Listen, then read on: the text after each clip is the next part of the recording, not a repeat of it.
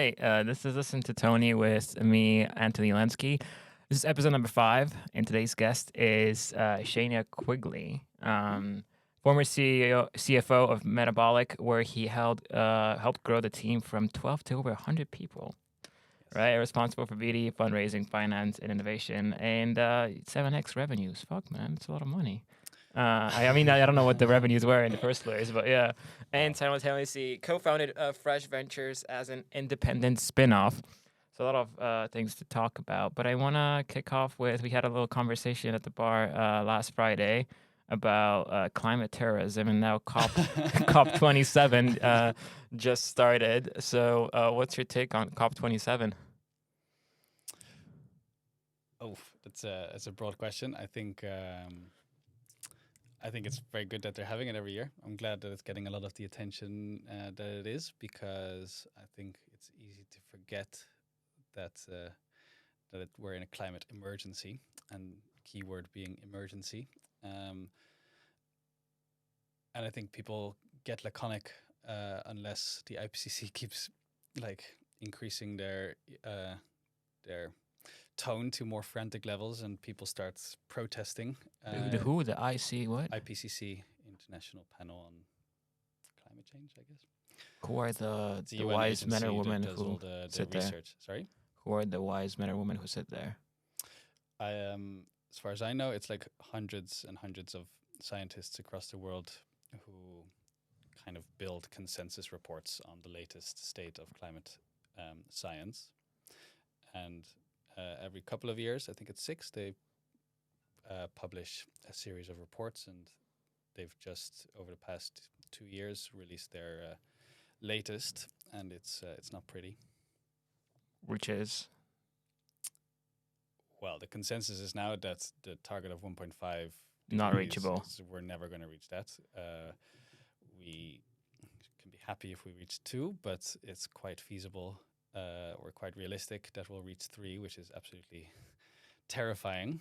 If you look at Pakistan this summer, right? Look at Pakistan this summer, a third of the country inundated. And it was in the news for a week, and then I haven't heard anything about it since. But I think if they had something such a calamity happen in Germany or somewhere in the Western world, do you think people would suddenly everything would go 180 and? Well, a micro version of it did happen in Germany last year. In the summer, there was can't exactly remember what it was. It was very heavy rainfall in July, and then some dams broke. And in the south of Germany and the south of the Netherlands, billions and billions of euros of damages. People basically had to evacuate, which is something that hadn't happened in decades. So it has happened here, just on it was a much more contained version, and I think also the infrastructure is probably a bit more resilient here. Yeah. It's easier to just find a few bill out of but taxpayer. even then, you could see that already. Then it was much more of a topic because it was so close to home. Do you think they're going to start blowing stuff up like the climate terrorists just to kind of just to make the point and the kind of speed up the process?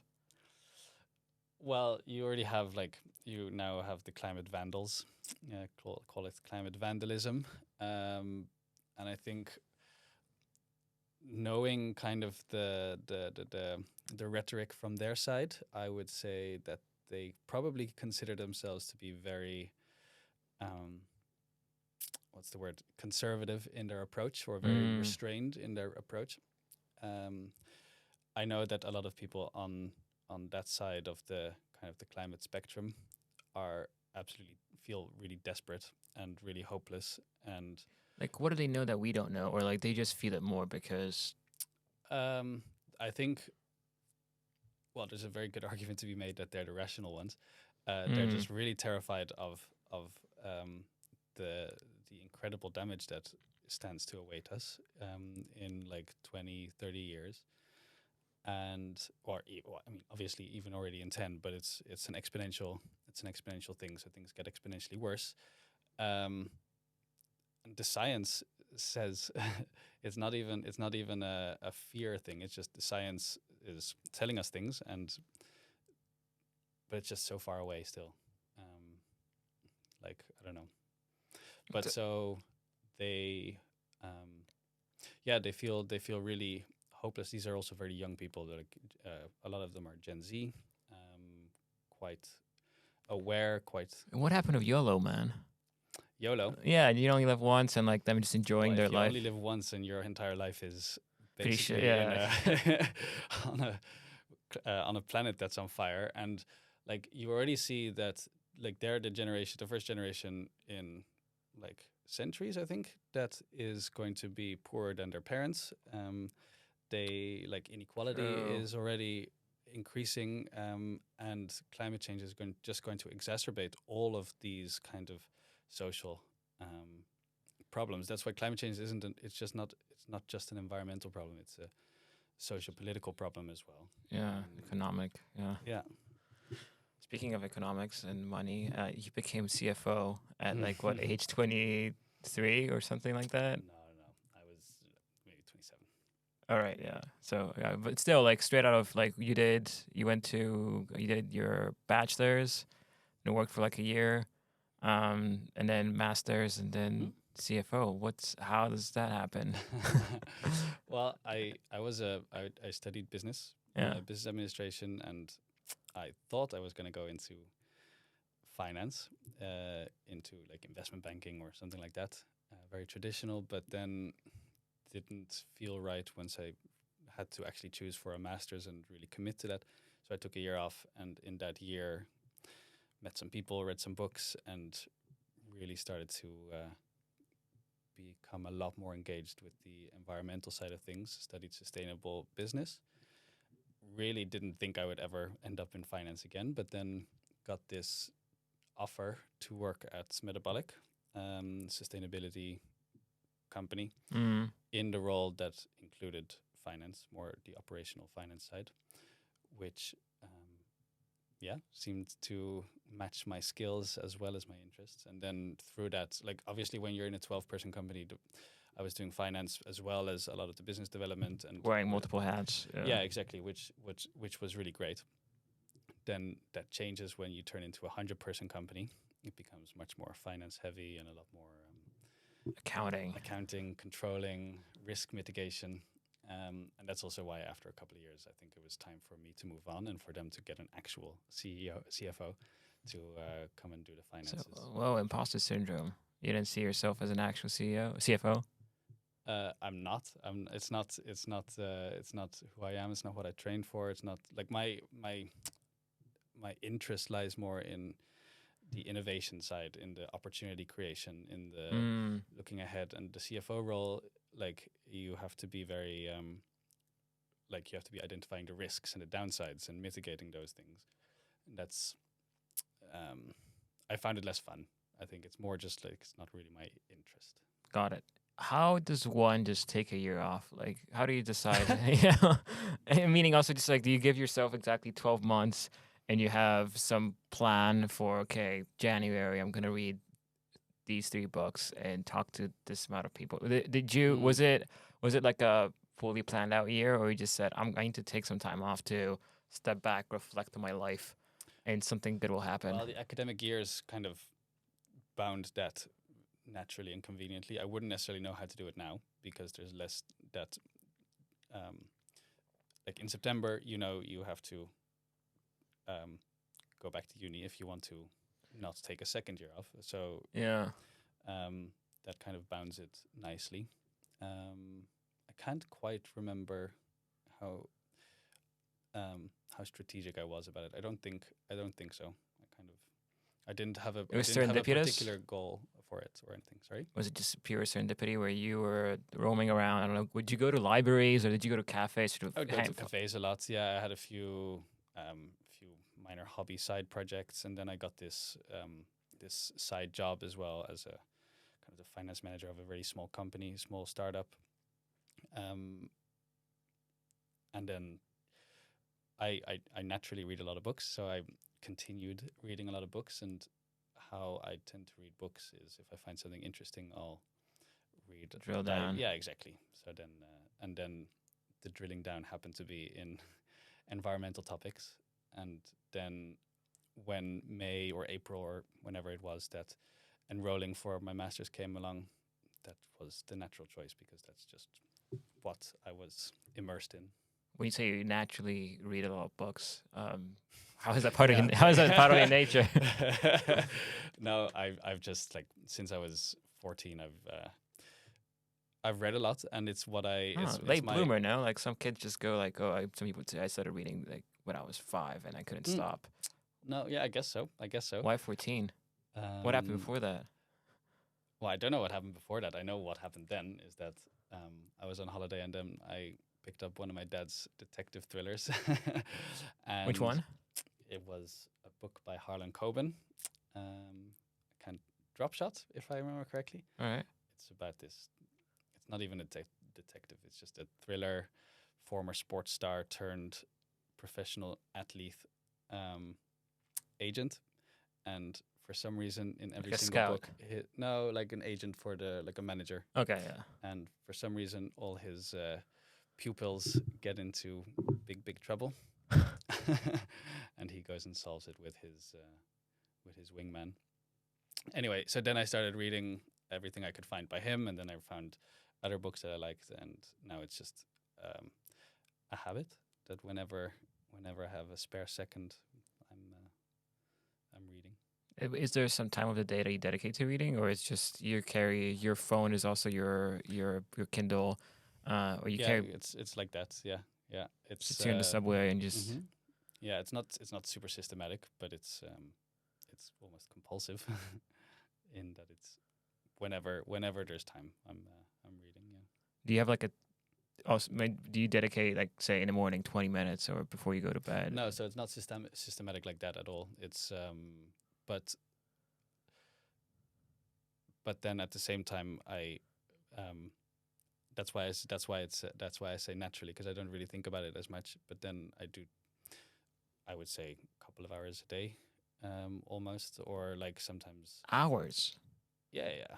Like, Like do you all combined. do you just order food to come to your place? You just sit there, you're reading, you're eating, you're reading, you're reading, you're reading, No, or no, not quite like that. But I don't know. Or sometimes it'll be a Sunday, and before I know it, it'll be 9 hours have passed, and no?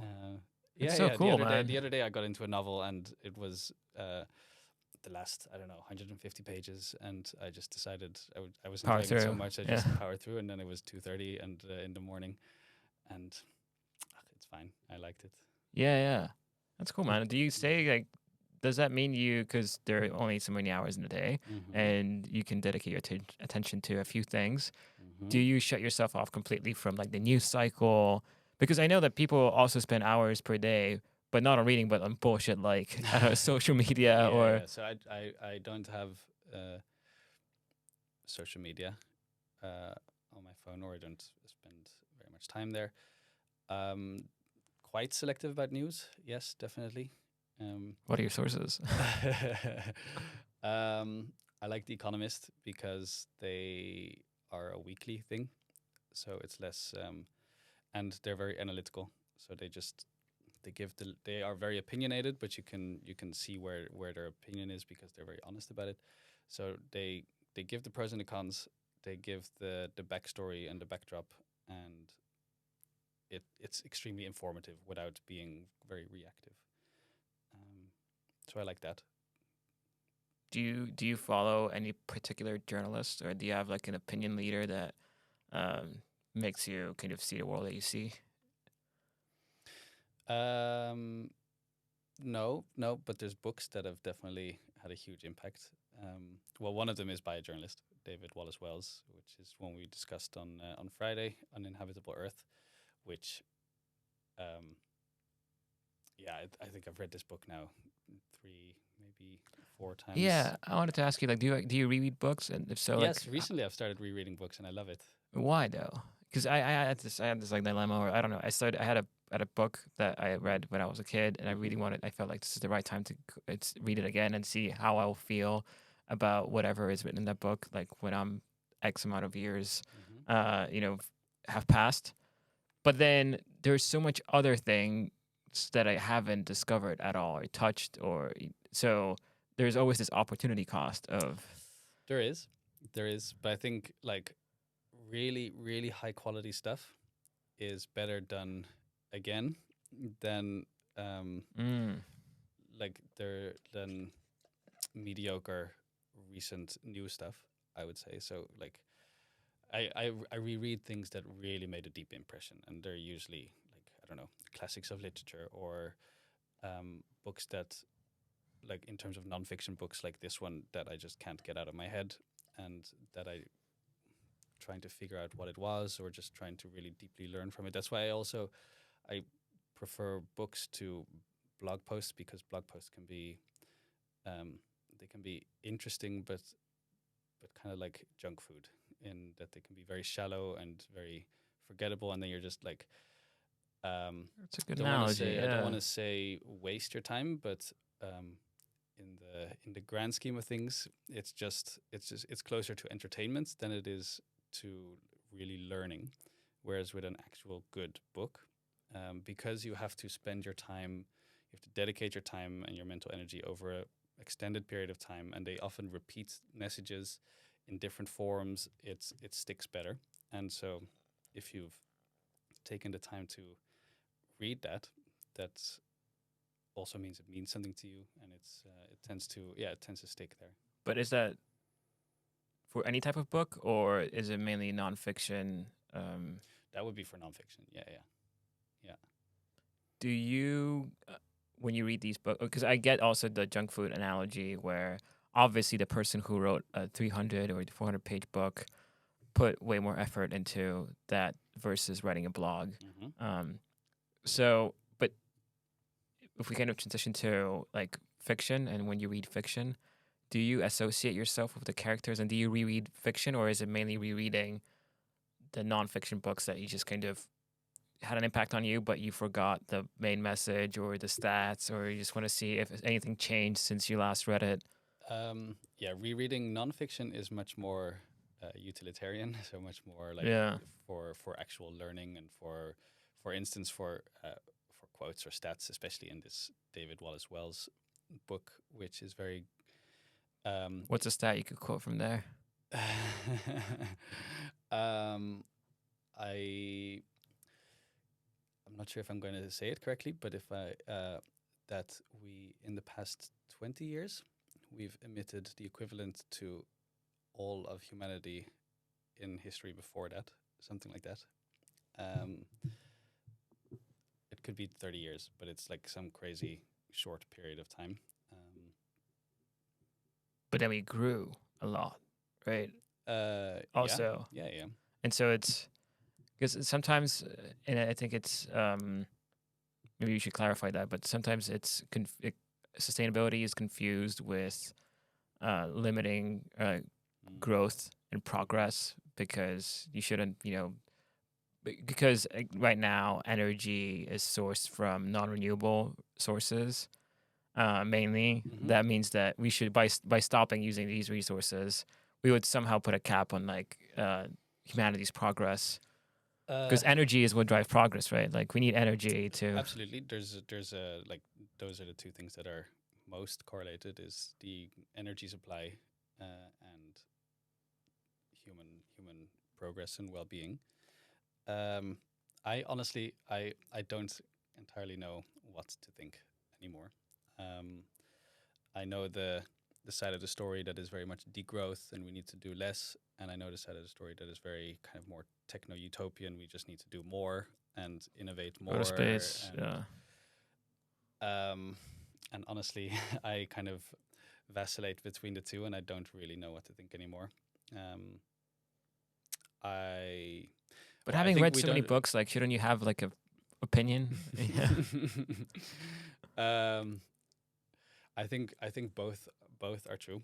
I think we definitely need to rein in the excesses of capitalism, um, because like we can't go on like this, and it's still the case that the billionaire class is responsible for the vast majority of the environmental impacts and the emissions. And How come? well, it's Because they it's own the companies that produce all this sure there's junk. that, but there's also just like things like 50% of all aviation emissions in the world come from private jets. All right, yeah. These kind of crazy statistics, but also just like even on a global scale, in the West, the affluent part of Western economies are by definition already in the 0.1% of global wealth, and by eating meat every day, especially red meat every day, I think that's kind of how they do it in America. I don't know. Mostly, you're already part of, like, you're already way above. So it's. But at the same time, we need to innovate. We do need an entirely renewable energy system, and we do need to kind of make industry a lot more efficient. And we are going to have to, like, engineer crops. This isn't a very popular opinion on the more degrowth side of things, but I don't think we don't have the luxury of choice in this regard anymore. And I cannot imagine a future without geoengineering either, even though it's a devil's bargain where you're just making things What worse. is geoengineering? Geoengineering, good question, is where basically humanity engineers. So what you would do is shoot water particles into the sky to create what is essentially a mirror to shoot back Rain. To shoot back rays from the sun to artificially cool down the atmosphere. Oh yeah. Dumb shooting water and having rain. Sorry. Yeah, but the problem with that is that in the long term, you're kind of delaying a lot of the impact. So it's kind of a short-term solution that will have a rebound effect down the line.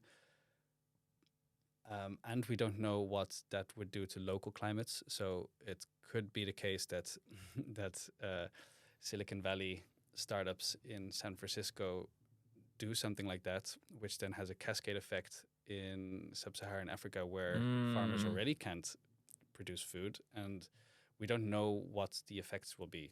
We live in a very complex. Nature is extremely complex, so we don't know what the butterfly effects of those kind of things are. It's a kind of it's interesting because you degrowth and stop, but if you stop, you also you're not gonna you can't just stop and turn the wheels of history back almost, but then and also this question of progress, ideally the progress and innovation is gonna help us bridge that gap to creating more sustainable growth, but still growth. Mm-hmm.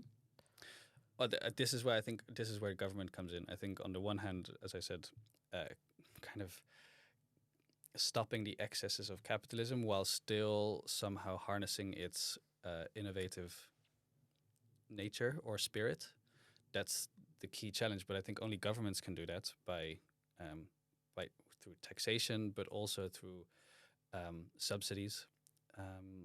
And so we've come to the point now where, thankfully, solar and wind is price competitive with fossil fuels, but fossil fuels and also airlines, for instance, they get crazy subsidies, which still makes them artificially kind of price competitive.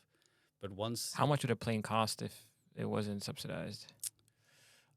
I don't. Honestly. You think Ryanair is subsidized? Because how the fuck? It's 90. Because it's the fuel that is subsidized. Oh. So it's quite significant. And a lot of, I don't know about Ryanair, but probably Aer Lingus, a lot of the national airlines are more like national pride. It's considered infrastructurally crucial that those companies strategic, yeah, that those are there, which is why they also go bankrupt every couple of years and then are bailed out again. And I mean, flying, I understand we need in this day and age we need planes. But sometimes I don't understand why trains are so expensive. Like are fuck. so expensive, and why they can't be made less so. Yeah, but actually, right, we gotta I get shout out to like the German government or whatnot. Like they have this 49 euro ticket. That, but I guess also that's just a resource allocation going from subsidizing fuel. I don't know if this is the right example, but if you want to like subsidize something, you have to take money from something, right? And the question is, what are we Yeah. taking the money away from? Um, Well, we're taking it from the future. In theory, investments that we make today in climate mitigation, especially, and adaptation, on the other hand, will lead to huge returns in terms of avoided costs from climate impacts. So the economics of this are no brainers. It's just the politics are sometimes very difficult to get right. I was reading yesterday an article that explained that investments in agriculture, like in terms of kind of agriculture, climate mitigation, and adaptation, in especially in the most vulnerable places, so sub-Saharan Africa is particular, has a return on investment of like 34x. So a dollar put into helping those kinds of farmers results in economic benefits of $34, which is insane. yeah. But we are talking about politically sensitive or politically unstable countries where it's just like, Yeah, how do you even measure it? Like, how do you know it's going to return 34x? Because if that was true, and like I just read that, like I would put all my savings into up to 34x. Okay. I don't know. It was, if I remember correctly, it was a study done by Harvard professors. Okay, so it has like a stamp So of I didn't credibility. I didn't Yeah. cross check, but I trust the source in this case. So, and this kind of goes for almost all climate change related investments. Like everything is context dependent, but this one is a pretty good. That's what I rule of wanted to thumb. say. Yeah, it's like the payoff of like I did this thing for a while with space-based solar power, and like it was like not 34, but like hundreds x in terms of like the ROI. Yet like there's so many dependencies, and it's like something that could be out there, but the odds of it happening, very very low. That's why the I guess like the risk reward exactly. ratio is so high. Mhm. To what extent do you think like you growing up because you're Irish and you grew up in the Netherlands, like growing up in the Netherlands is, are you maybe slightly indoctrinated to be so like environment conscious? Um, I wouldn't necessarily say that the Dutch are extremely environmentally conscious. Um, and I wasn't particularly aware of the whole topic as I am now, at least to the extent that I am now, until I was maybe 22 or 23. So, What are the like top sources for people to kind of look or like that could make them have or just like be as conscious of the problem as you are and want to do something about it? Like the Wallace book. Is there anything else that you really kind of put there on like top three?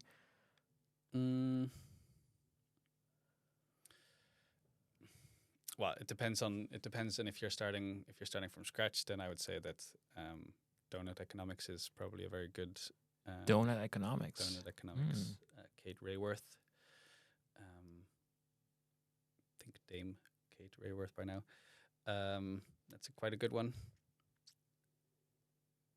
It kind of depends on what you're into. I would always recommend the David Wallace Wells one.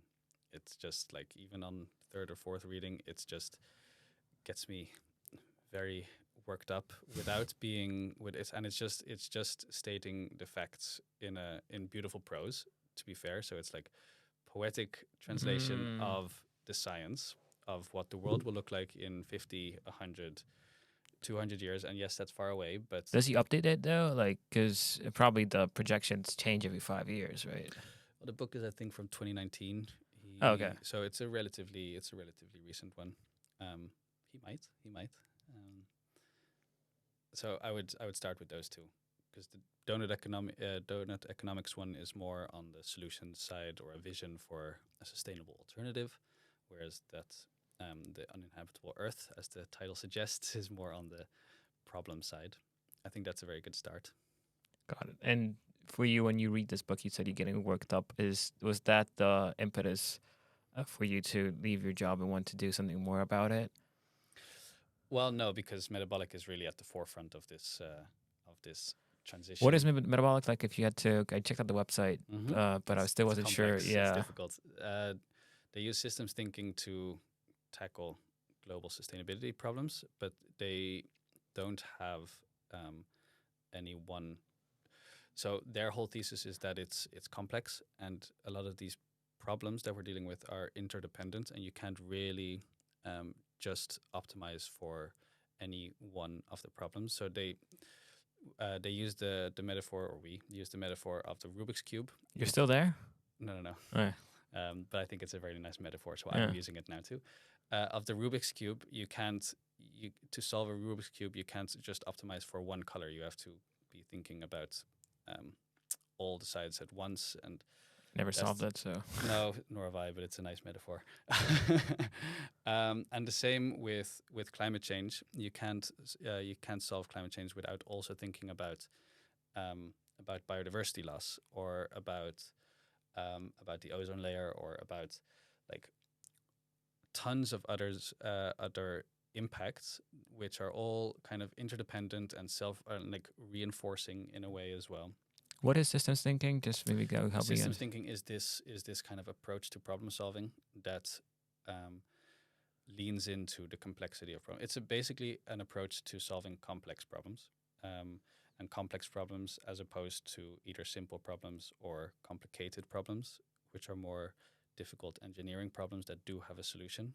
Whereas complex problems, because causation is you can't identify causation in a complex problem because things are self-reinforcing or reinforcing of each other.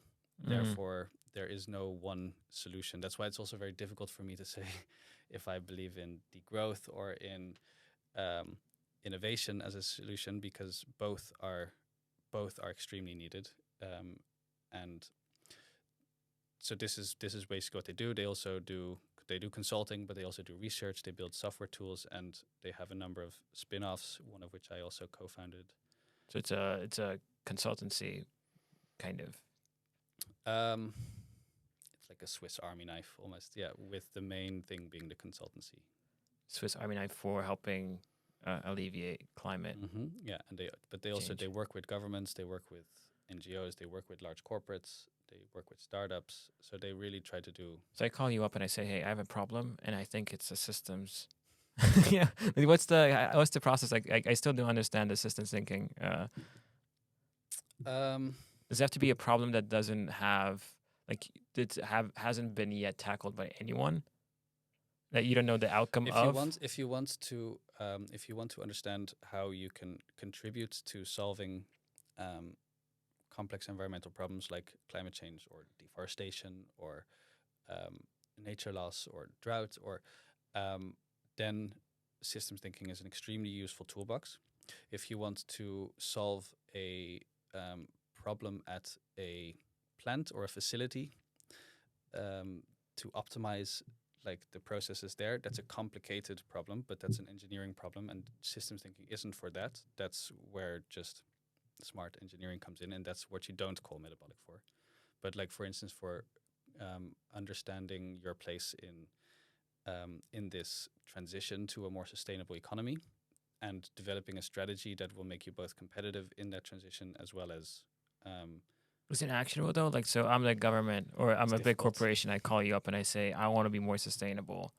Help me. And then do you just draft up like a paper that says you can do 5 things? And no, it's extremely difficult. And I don't necessarily think even Metabolic, which is probably one of the companies that's top tier, always does it very good or does it very well. The difficulty in it is that you have to lean into the complexity. But then people want kind of simple, easy to understand recommendations. and then it also sometimes becomes a communication issue. And I think that translation from understanding the complexity of the problem and then coming with bite-sized or doable, or like not getting drowned down not getting drowned in the complexity. That's the big challenge of it. Do you think And there's like an agency issue where you're being paid by these people to do this report, and if you make it too complex, yes, or there's then like they'll be always okay, that. There is yeah. always that, like with every What is the fine consultancy. line though? Because one could argue that maybe you guys are, or Metabolic is not extreme enough in its recommendations, and that's why we're not there yet in terms of Mhm. reaching the climate, goals that we mentioned at the very beginning.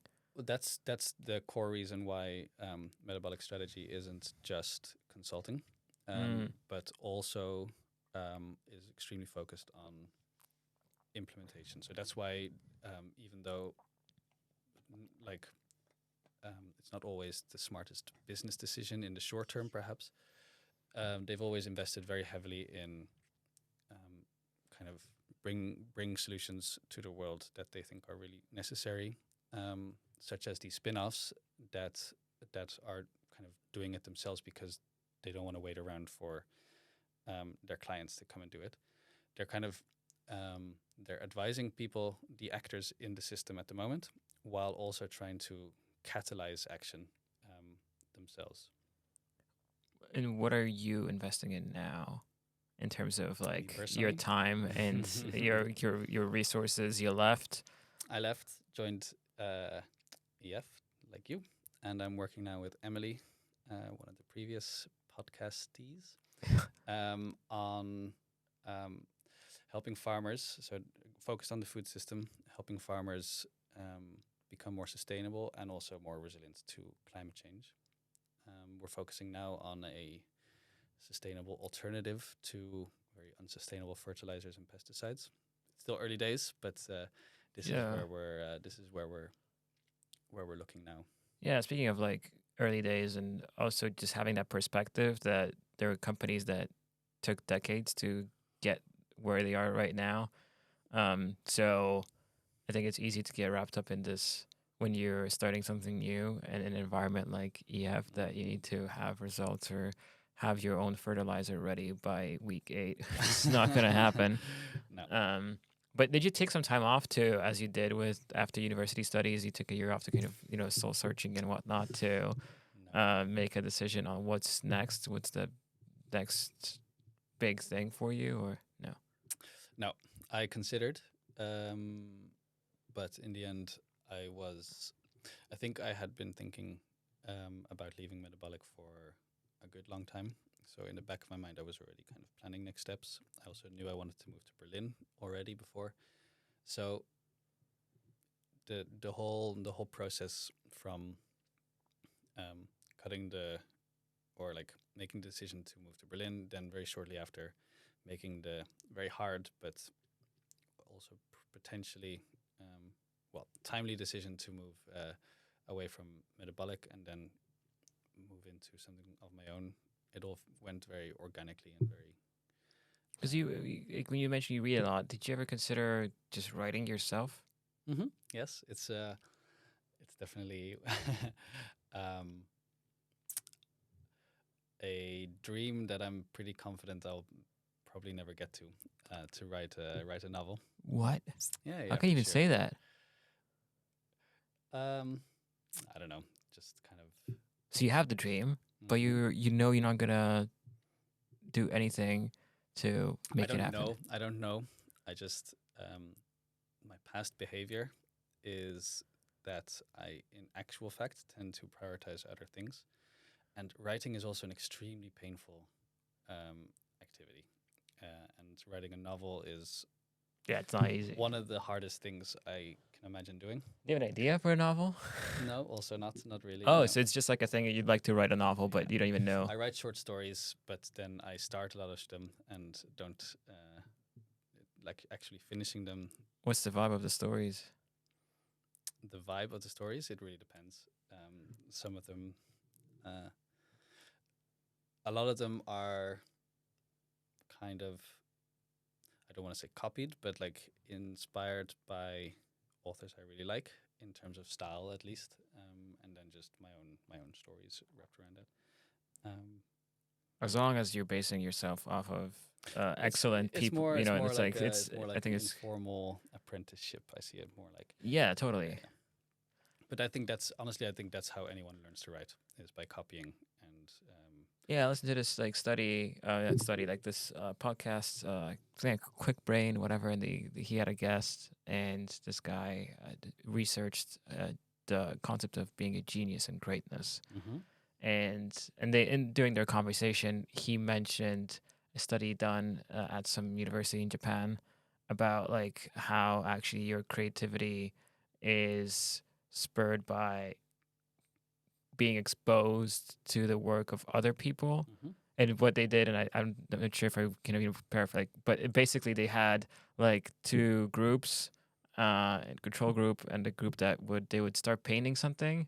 Day one, day two, they would just spend the whole day copying, trying to paint a painting that was given to them as Mm. like inspiration. And then day three, they would have to go back to the original painting they're working on during day one. And the other group would just spend 3 days painting their own stuff. And the results were supposedly like, well, I don't know if it was painting or writing, but anyway, like it was just remarkably, like you could just really see how being exposed to different ways of writing or painting does spur your own creativity.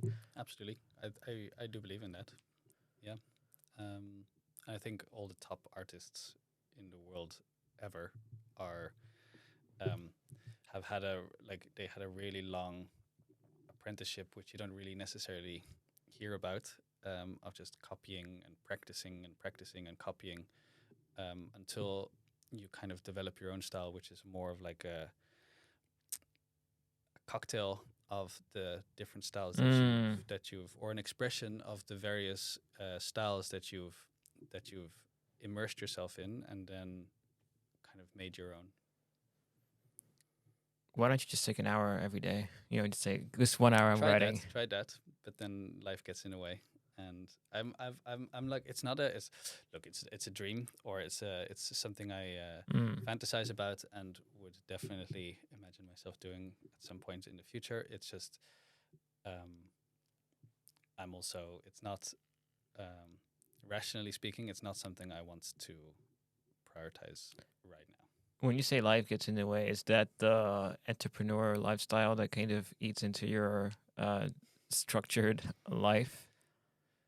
Uh, that or social life or like Hemingway. I think Hemingway always wrote first thing in the morning and managed to drink a bunch of absinthe in 1930s Paris the night before. I don't think I'm quite that capable.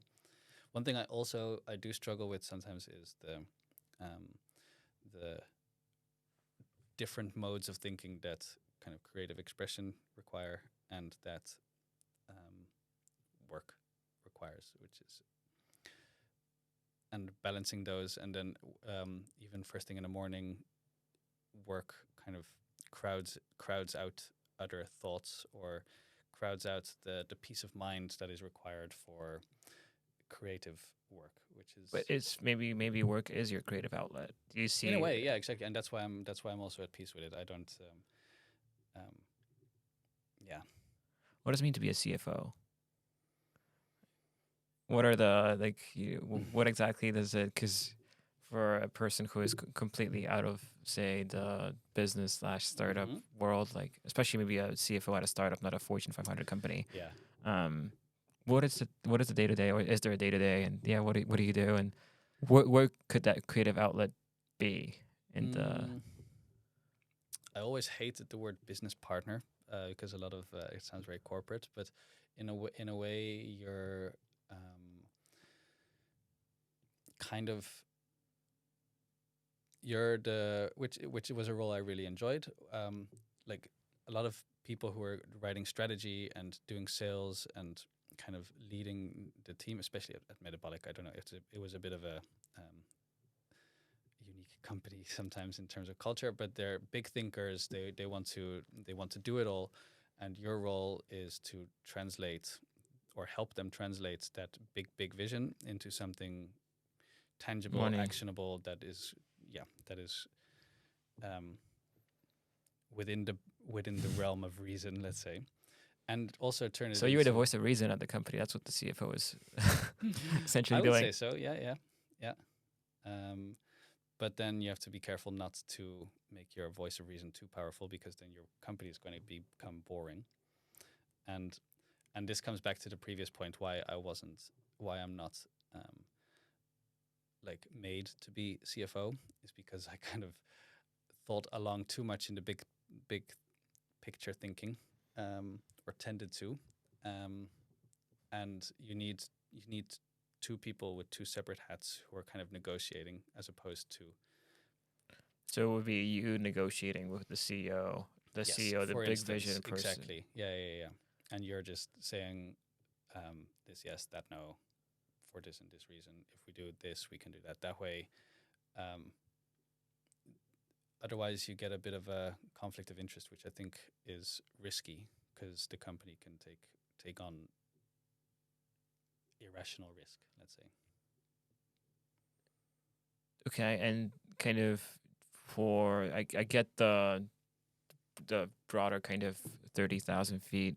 What does a CFO as being the kind you mentioned the voice of reason, but what are the departments, or like what exactly does a CFO kind of in terms of like the company structure? You also mentioned culture, and like what role does I guess the cultural part is the voice of reason. But what else in terms of company building?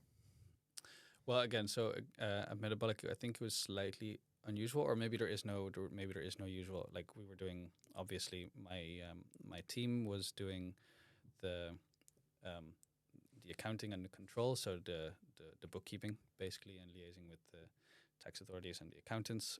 Um, You know how much like people get paid, right? Like everyone in the company, because you're signing off of that. Like, yes. is it like when you, especially I guess maybe if you're when you're younger, like did that rub you the wrong way sometimes, where you see someone as negotiated like an incredible package, and how do you kind of stay like detached from that?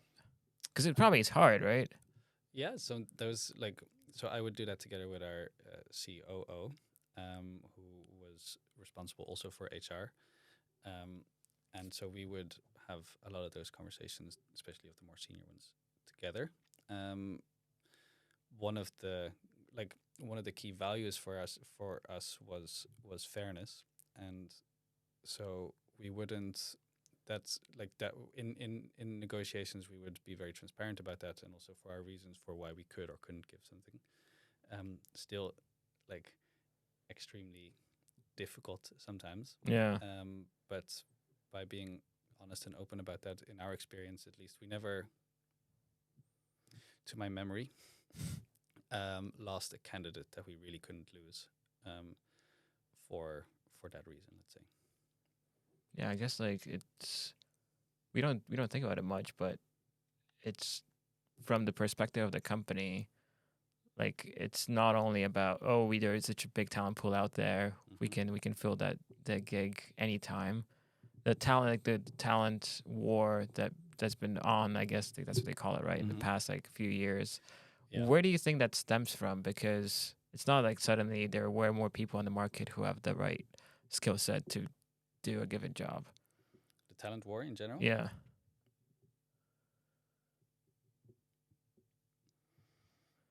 Um, Or is it just a question of we spend time talking to this candidate, they fill all the criteria, losing that candidate would mean that we have to start over, and it's just the sunk cost is so big that you just kind of well, I do think that um, as you scale, that the difference between becoming really really great and becoming an also ran is the quality of the people you're able to attract, and in a on the day to day, like when you're doing interviews, sometimes you're in a rush and you just need someone right now.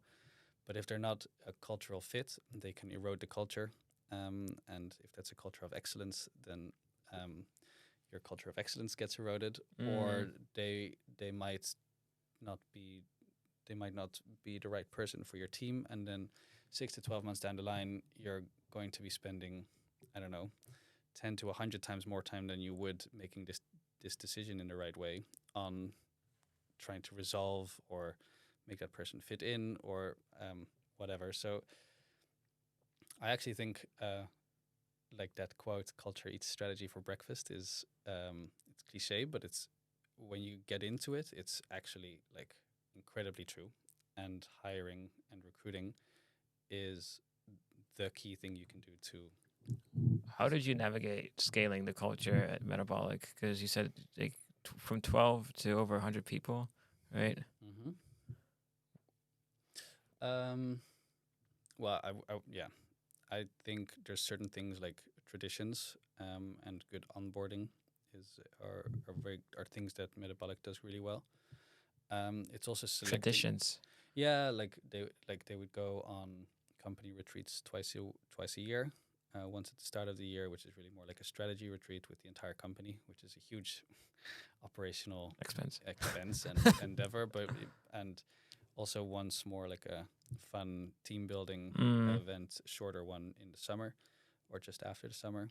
And then You guys of go course, wild? and Is then it like kind smaller of things as well, like regular parties, the usual fun culture building things, but also ways of working is also um, part of it. But then also in terms of selecting the people and value signaling and making sure that the people you bring on board really fit within the culture that you're trying to build.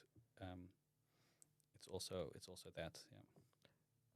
what kind of culture do you want to build at your new company? You're starting off right now. I guess you want to continue the culture of excellence. But is there like a list of principles or values that you really want to be part of like the DNA of the company that you put on your website? And Yeah.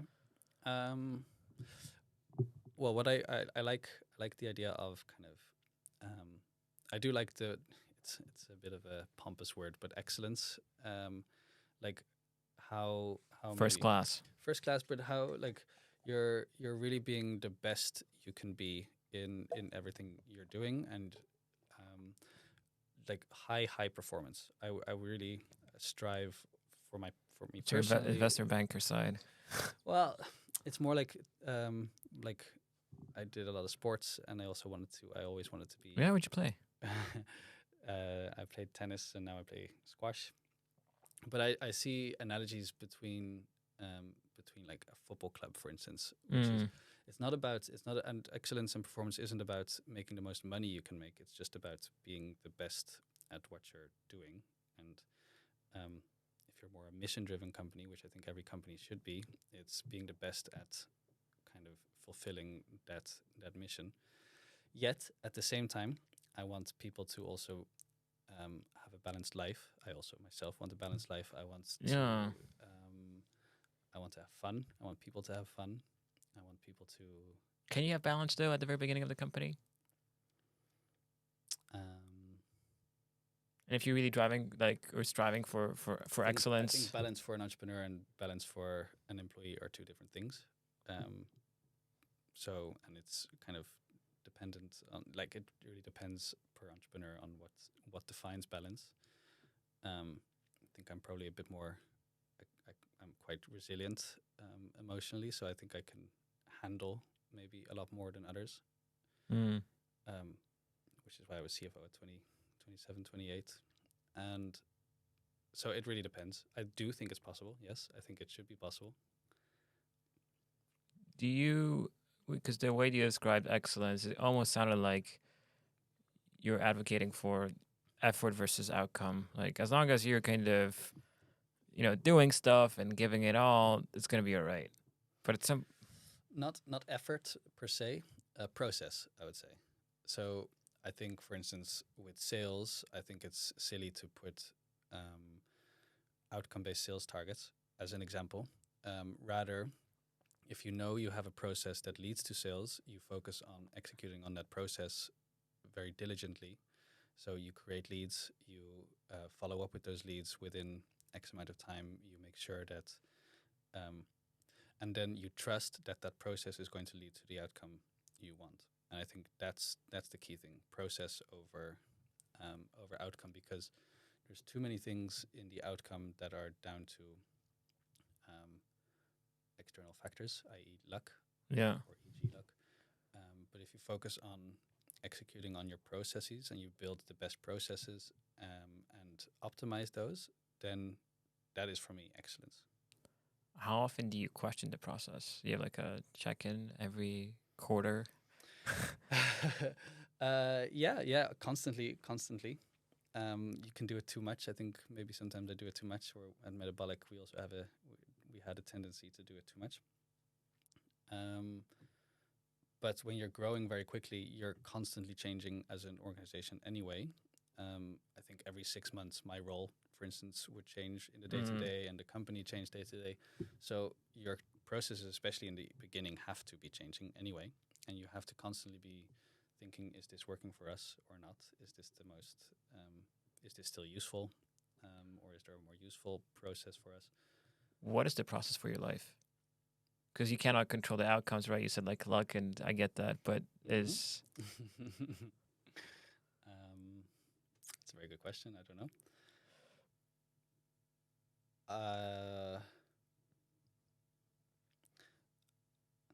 Not really a process, but more like a driver? principle. I would Yeah. say is I try to. There's this article by. He's a blogger who I actually do enjoy reading. Is called Taylor Pearson. He has this article called "Optimize for Interesting."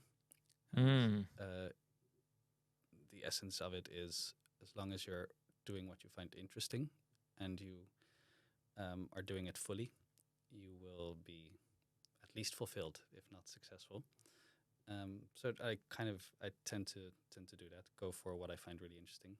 Like during that gap year, I was doing what I was reading what I found interesting, and then I started studying that, and now we're working in it. And yeah, Why don't most people do that though? Because it's not like everyone has a career trajectory like you do, and most people are, if not like slightly unhappy, they're just like meh about their life, what they're doing, day to day. Do people just don't have interests and or they're not interested in something enough to follow a given pursue a given calling or wow? that's a very good question. I don't really. Sometimes I'm like I don't understand why people don't have interest. I think maybe there's some kind The of books maybe you don't read enough books. yeah, but books is just one medium, or it's just one interest. You don't have to find that interesting, or that doesn't have to be your go-to. But I think Maybe your emotional composure. It's just like people don't have that. I mean, it's like no, but there's nothing about me in particular. Mine is just an expression of one way of doing it. But I think that I don't know. We're a product. I don't know. We're maybe a product of our time. We're all kids of Gen X, which emphasized stability and kind of risk aversion, which is great advice when you're growing up in the 70s and 80s, 60s. But it's not really for our time. But that is what we've grown up with, and it's still the status quo mentality. And that also means go for money rather than for what you find interesting or what you're really passionate about. And it's really, really difficult to override these kinds of conventional wisdom. And I also probably have a lot that I don't even realize I have that I kind of follow. But I do think that's a big component to it. what is the advice for the next generation then? It's not security, stability. Well, definitely do what you find very interesting, and do it extremely well. But that second part is really important. Then, if you choose to do something, do it well, and then you will find a way to get paid for it. I do believe that. And again, there's luck and there's privilege, which are like obviously components to that equation.